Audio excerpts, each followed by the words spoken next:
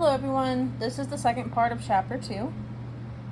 And so what we're going to be getting into today is chemical formulas and the concept of the mole. So we can have a couple different types of chemical formulas. The molecular formula, remember we talked about symbols in the symbolic domain in chapter 1. And so you're going to have chemical symbols coming together to create a formula. Subscripts after the symbol are there to indicate the number and each type of atom in the molecule. Subscripts, these lower numbers, are only used when more than one atom of a given type is present. And so you have two hydrogens here, but you only have one oxygen, so we don't say H2O1, we just say H2O. For carbon monoxide, we don't say C1O1, we just say CO. For carbon dioxide, you have one carbon, but we don't write that one here, so it's CO2. That's just what the chemistry gods decreed long before me. So that would be a molecular formula. A structural formula gives us more of an idea of the 3D shape of the molecule. When we have only the molecular formula, it's hard to visualize like water, carbon dioxide, and CO2 having an actual 3D shape. The chemicals do have 3D shapes, and that concept is very important to grasp early in chemistry because that concept is not going away. And it affects how, their 3D shape affects how it reacts with other chemicals. The structural formula gives us some more information about how the atoms are connected in their structure. So here,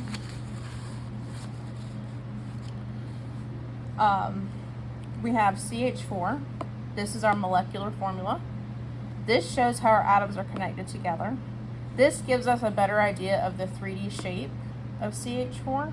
And this just gives us a space filling model that doesn't necessarily show like these are the connections. So this would be carbon, and this is hydrogen, hydrogen, hydrogen, hydrogen. All right, and these are just, this is the chemical bond between carbon and hydrogen, carbon, hydrogen, carbon, hydrogen, carbon, and hydrogen.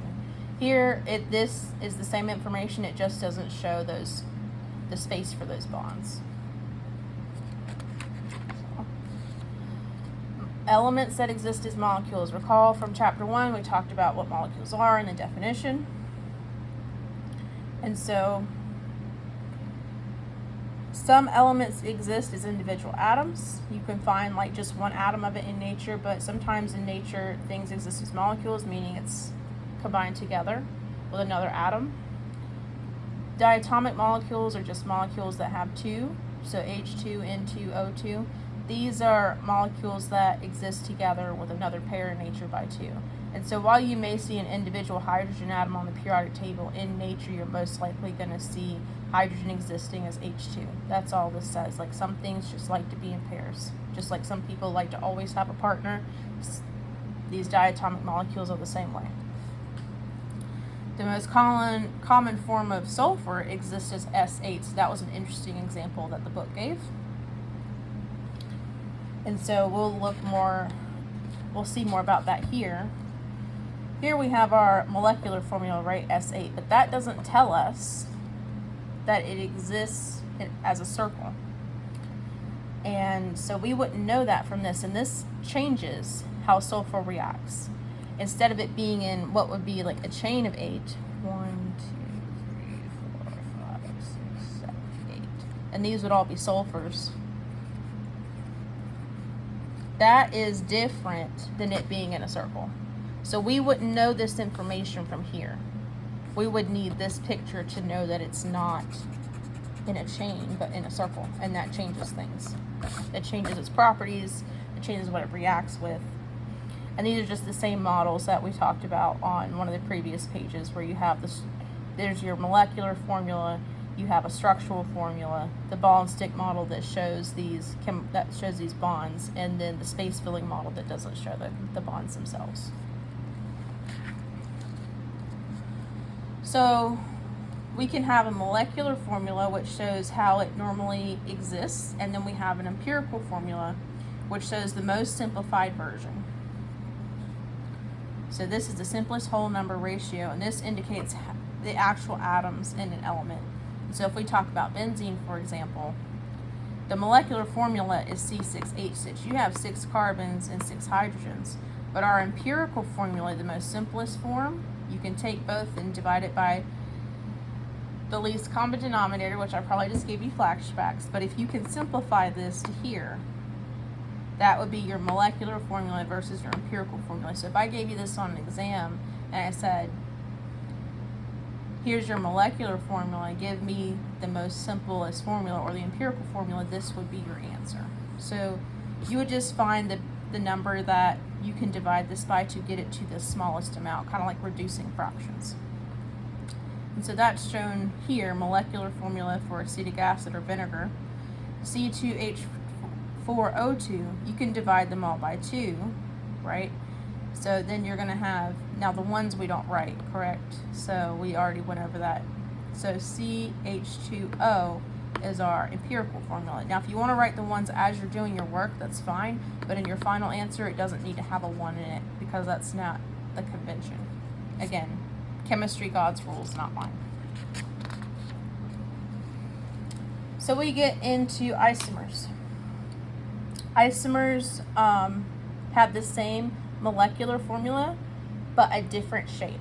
Again, that's why it's important to have a molecular formula or a structural formula with the molecular formula. So isomers have the same chemical formula, different structures, like acetic acid and methylformate. This is vinegar and methylformate, both have the molecular formula of this, C2H4O2, but they have different structures and properties. And so the best example and the most well-known example of isomers and pharmaceuticals that has caused harm in the past is thalidomide. So this link will be in the description in the YouTube, on my YouTube channel for this video. And this says isomers and pharmaceuticals. Sorry that the contrast wasn't very good here. But thalidomide had an isomer in that medication that caused a lot of harm to pregnant women and caused a great deal of birth defects and death. And it took them a while to figure this out because this was back in the late 50s, early 60s. And so it took them a while to figure out that all these birth defects and deaths were coming from thalidomide. So this is a good video to watch if you haven't heard of that, or to go into a little bit more of the specifics of the science behind it. The mole. The concept of the mole seems weird, but it can be straightforward if it's presented in the right way. It's simply a unit of measure that makes it easier to convert between mass, concentration, and the number of atoms. And so I'm going to give you like a conceptual problem that shouldn't be too, it's more straightforward, that can kind of help you wrap your mind around how to convert between these. And so if I have 24 pairs of shoes, how many pairs of shoes do I have? Well, if I have 12 pairs, so we have dozens, pairs, and individual shoes. If I have 12 pairs of shoes, then I have 12 pairs of shoes, okay? Well, then how many individual shoes do I have? I have 24 individual shoes at that point. And so if I have 24 pairs of shoes, right, then that means I have 24 pairs of shoes. So then how many individual shoes do I have? Well, that would be 48 individual shoes, right? Because there's 2 shoes in a pair. Now, if I had 36 pairs of shoes, like if I just gave you pairs and I asked you to find the other 2 pieces of information, well, you know, 36 pairs would be 3 dozen. 3 dozen pairs. And so I will leave you to multiply this by 2 to get your individual shoes. So that is kind of, the conversions between here, here, and here were pretty straightforward. And this is the type of conversions we're going to be doing from moles to mass to numbers of atoms.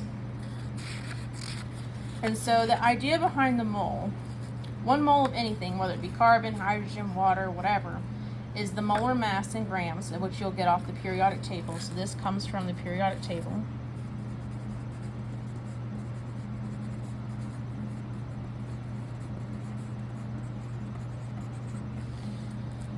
And that's equal to 6.022 times 10 to the 23rd atoms. This is referred to as Avogadro's number. So you'll see that Avogadro's number in chapter 2 if you look in the textbook. And so the way that moles bring convenience to the lives of chemists is that, would you rather say 6.022 times 10 to the 23rd atoms when you're trying to find the number of atoms in something? Or is it easier to just say I have 1 mole of carbon, or I have 2 moles of hydrogen, and things like that? And so what you're going to do is you're going to say, okay, so if I have 1 mole of carbon, that's 12 grams, and that's 6.022 times 10 to the 23rd, because that's the definition of a mole. If I have 2 moles of carbon, right, I multiplied 1 by 2 to get here, so I'm going to have to multiply this by 2, and I'm going to have to multiply this by 2. So here, you're going to have 24 grams of carbon, and then I'll leave you to put this in your calculator to get that answer. So when I go to 0.5 moles of carbon, well, to go from here to here, I have to divide by 2, right? And so that's what you're going to have to do to get to this bottom part. Divide by 2. Divide by 2. So then you're going to have 6 grams. And then you're going to have 6.022 times 10 to the 23rd divided by 2. Not 8, but 2. And I'll leave you to type that into your calculator to get that answer. Alright, so we're going to have some more practice problems. It can get a little bit more complicated than this, but when you're converting moles, this is all you're really doing. Okay, you're taking and converting between moles, your mass, and your atoms. So that way, I can say I have half a mole of carbon instead of this divided by this crazy sounding number divided by 2. So it is a matter of convenience in how we describe the concentrations of a chemical. And molar mass. You get this off of the periodic table. So the molar mass of an element is the mass in grams of 1 mole of that substance. So the molar mass of carbon, you literally just grab it from the periodic table. It's going to be 12, I think 0.011 grams equals 1 mole of carbon. Equals the molar mass of carbon. All right. So what is the molar mass of water? Well, oxygen is about 16 grams, right? And hydrogen is about 1 gram times 2. That's 2 grams. So you have 16 grams plus 2 grams. That's 18 grams. And that is the molar mass of water. That's also how many grams that are in 1 mole of water.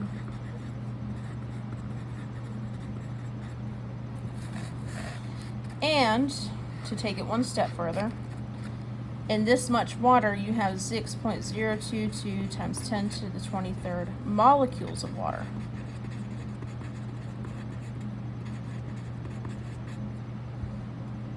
So this is how we're converting between molar mass, grams, and molecules.